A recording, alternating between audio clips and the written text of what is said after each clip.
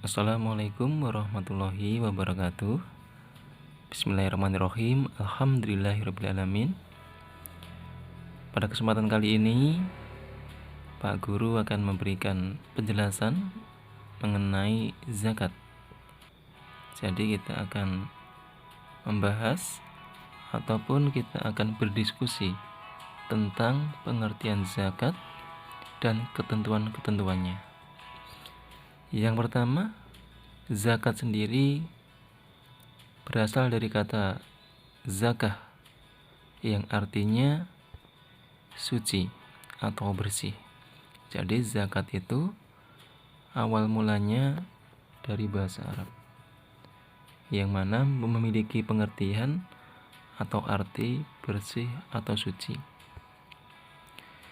Pada kesempatan kali ini kita akan mempelajari beberapa hal terkait tentang zakat. Yang pertama adalah pengertian dari zakat. Apa zakat itu? Apa yang anak-anak tahu dari zakat itu? Atau mungkin anak-anak sudah paham, sudah mengetahui zakat itu. Atau mungkin juga kita sering mendengar, anak-anak sering mendengar, tapi belum tahu prakteknya ataupun arti dari zakat itu sendiri. Nanti kita akan pelajari. Yang kedua, kita akan mempelajari tentang macam-macam zakat. Zakat apa saja yang Allah wajibkan kepada umatnya. Jadi zakat sendiri itu diwajibkan bagi orang yang diberi kelebihan harta, yang mana ketika sudah nisab hartanya, dia memiliki kewajiban untuk menunaikan zakat, dari mulai zakat fitrah, zakat mal, dan seterusnya. Nanti kita pelajari. Yang ketiga adalah mengapa harus melaksanakan zakat. Apa alasannya harus melaksanakan zakat sebagai umat Islam atau Muslim? Yang keempat adalah bagaimana zakat dilaksanakan. Dan yang terakhir, kita akan membahas manfaat atau hikmah dari menunaikan zakat sendiri. Yang pertama adalah pengertian dari zakat. Menurut para ulama, zakat sendiri merupakan bagian tertentu dari harta yang wajib dikeluarkan oleh setiap muslim apabila telah mencapai syarat yang ditetapkan. Jadi zakat sendiri tidak semua orang, kecuali zakat fitrah ya. Kalau zakat fitrah itu semua orang yang di situ, kecuali budak, kecuali di situ yang lainnya ya. Jadi zakat sendiri itu diwajibkan bagi semua muslim, khususnya zakat fitrah. Sedangkan zakat yang lainnya itu diwajibkan ketika telah nisab atau telah sesuai dari ketentuan yang ditetapkan oleh Allah. Jadi itulah pengertian dari zakat. Kemudian yang kedua, apa saja macam-macam dari zakat? Apa saja zakat itu? Zakat memiliki banyak jenis ya. Di antaranya zakat fitrah, ada juga zakat mal, zakat profesi, zakat perdagangan atau tijarah, ada juga zakat yukhruf, hasil panen, dan lain sebagainya ya. Termasuk nanti ada zakat barang yang ditemukan seperti harta karun. Nah, itu ada zakatnya sendiri ya. Tapi yang kita bahas nanti, yang pertama adalah zakat fitrah. Zakat fitrah ini ditunaikan setiap tahun, yaitu ketika telah selesai puasa sebelum melaksanakan sholat Idul Fitri. Dilaksanakan atau dikerjakan di situ bagi semua muslim tanpa terkecuali,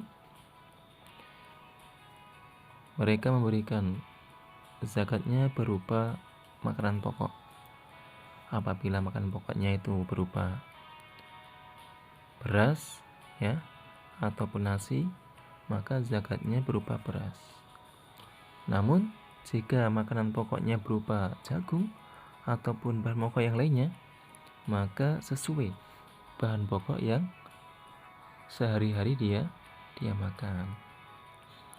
Kemudian zakat mal adalah zakat yang diberikan bagi orang yang diberi kelebihan harta.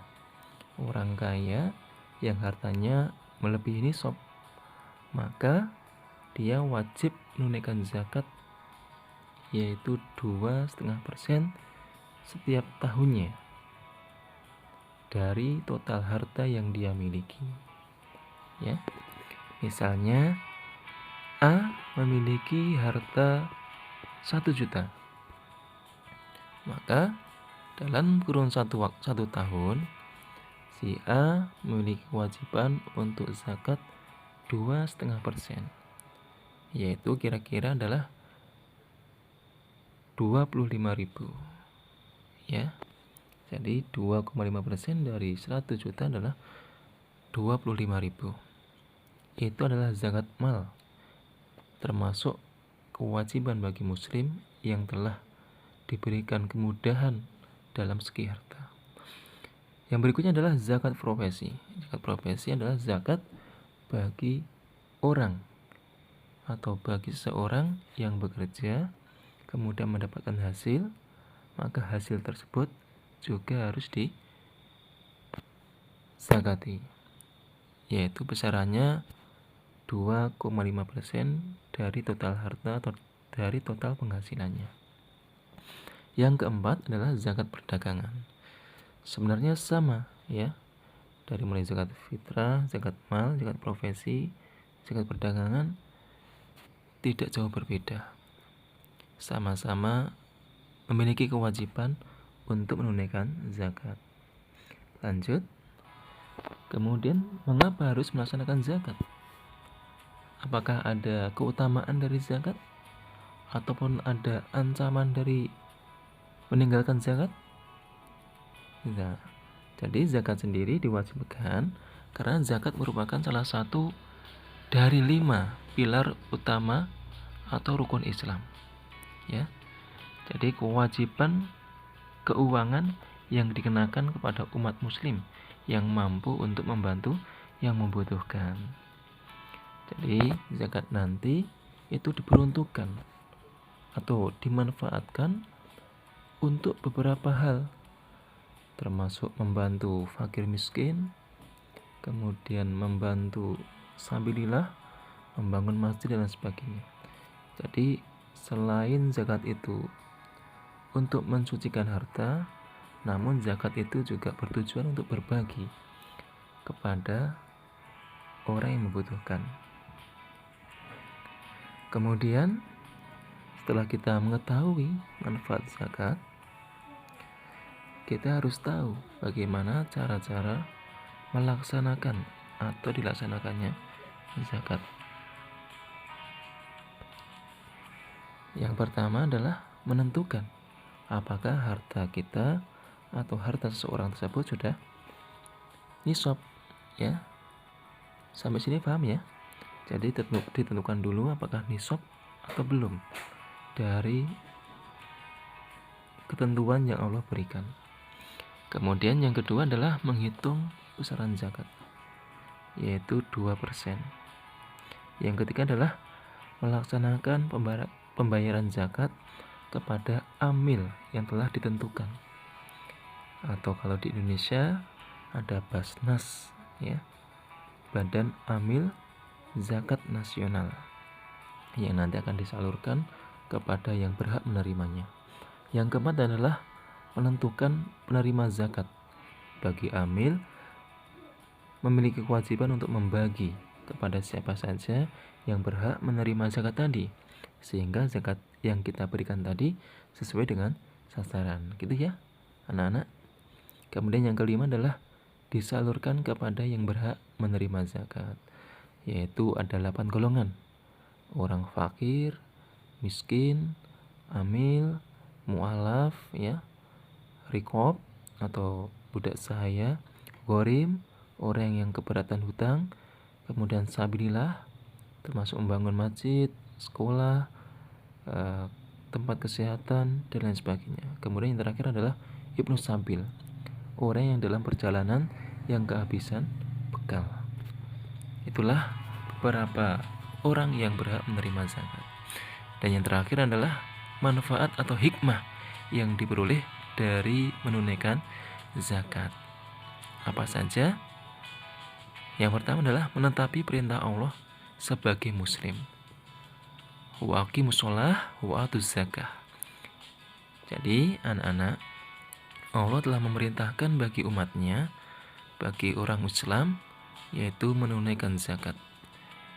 Di situ kewajibannya disetarakan dengan sholat ya, wa aqimus shalah wa atuz zakah. Maka seorang muslim yang menunaikan zakat berarti dia menetapi perintah dari Allah. Yang kedua adalah menyucikan harta maupun jiwa seorang muslim.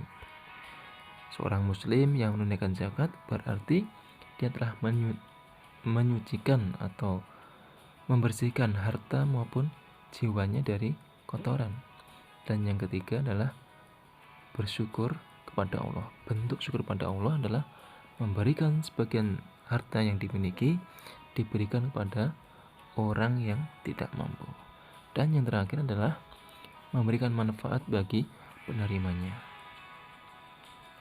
Nah, banyak sekali ya manfaatnya. Maka dari itu, itulah alasan kenapa Allah mewajibkan zakat bagi umatnya. Dan kita sebagai orang Islam tidak boleh lalai dari menunaikan zakat. Begitu ya anak-anak ya. Dari sini paham? Mungkin ada pertanyaan? Atau silahkan dipelajari dulu. Nanti kalau ada pertanyaan silahkan ditanyakan. Dan yang terakhir adalah pesan dari Pak Guru, tunaikan zakat dan jadilah manusia yang bermanfaat, yaitu manusia Pancasila. Manfaat bagi semuanya. Alhamdulillah, terima kasih atas perhatiannya. Sampai jumpa untuk video berikutnya. Banyak salah kata, minta maaf yang sebesar-besarnya. Akhirul kalam, wassalamualaikum warahmatullahi wabarakatuh.